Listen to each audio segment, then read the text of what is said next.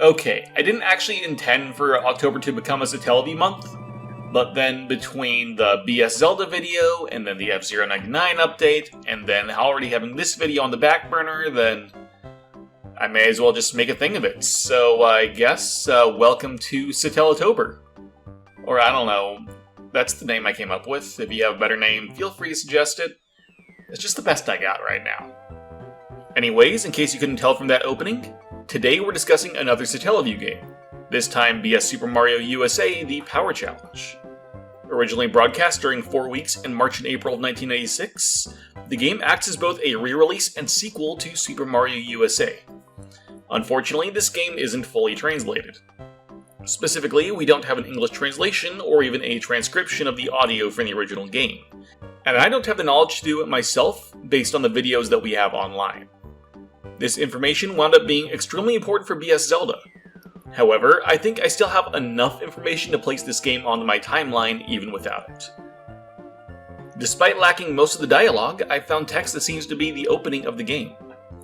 I've posted the text to it in my Discord server if you're interested in checking it out. The same opening was used all 4 weeks, so no matter which episode you pick up, that will be the same. Like a storybook, it opens up with Once Upon a Time. It describes how, after Mario defeated Wart in Subcon, the vegetable-hating frog and his goons left for another dream. You see, the Subcon that we explored in the original game was not the only Subcon, as a different Subcon exists for every dream. And, in this new dream, Wart steals a number of gold Mario statues, which were created to commemorate the plumber's victory in the original game. He's once again joined by his gang, called the 8-Bits in English, though in Japanese they're the Wart clan, similar to how Bowser's army is called the Koopa clan. This includes all of the bosses from the original game. We're then introduced to 2 denizens of Subcon, including its king. The Mario Wiki calls him Osama. That's just Japanese for the king, rather than an actual name. He's joined by a man known simply as Commander, who I assume is in charge of the king's armies. I can't help but notice that the 2 of them look remarkably like Mario and Luigi, but blonde, and with more exaggerated proportions. The commander is tall and lanky, with a mustache somewhat similar to Waluigi's. No, I don't think he's actually Waluigi. He's almost always shown with sunglasses and a cell phone to his ear. He kinda gives me the vibe of a Secret Service agent. The king, on the other hand, is almost as short as Toad, and adorned with regal red robes. Jumping ahead a little, each week is portrayed as taking place in a different dream, with the 8-Bits fleeing the current dream to the next one at the end of each week's session. Despite that, a version of the King Commander are shown to be in every one. My best explanation for how this is possible is that this king is actually the King of Dreams, and rules over all subcons. This would explain why every dream has these Mario statues, and how they're already aware of Mario's previous exploits in a different subcon. Seeing Wart's involvement, the King Commander called Mario and friends back in for another round against the Frog.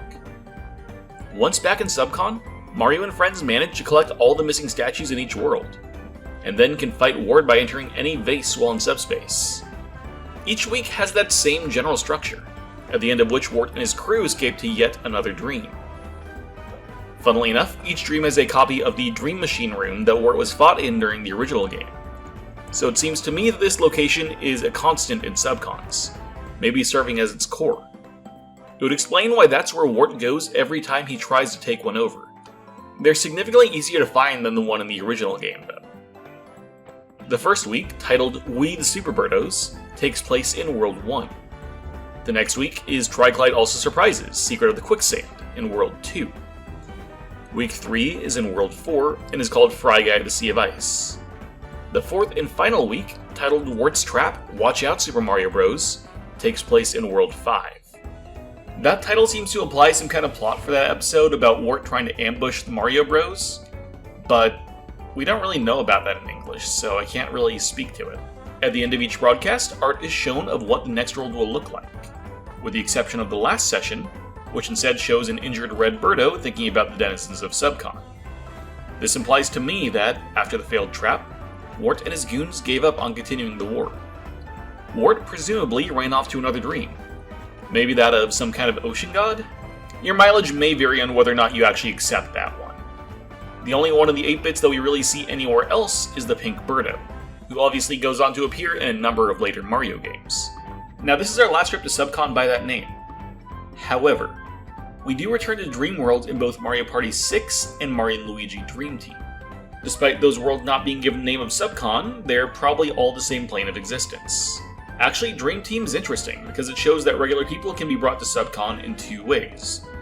Being physically transported like Mario in that game, or by dreaming, which is how we got Dreamy Luigi. In the original Mario USA, it's shown that Mario and friends enter Subcon through a door in their own collective dream. While in this game, it's implied that they are physically summoned using a power that we'll get to in a second. Also in this game, Peach does have one power that isn't seen anywhere else, that being the power of Love Love Fire. It's both a healing power and invincibility power that she can grant to others for a limited time. She uses it towards the end of each week of gameplay. This lines up with Peach's connection to hearts, which is seen to be a consistent theme of her abilities.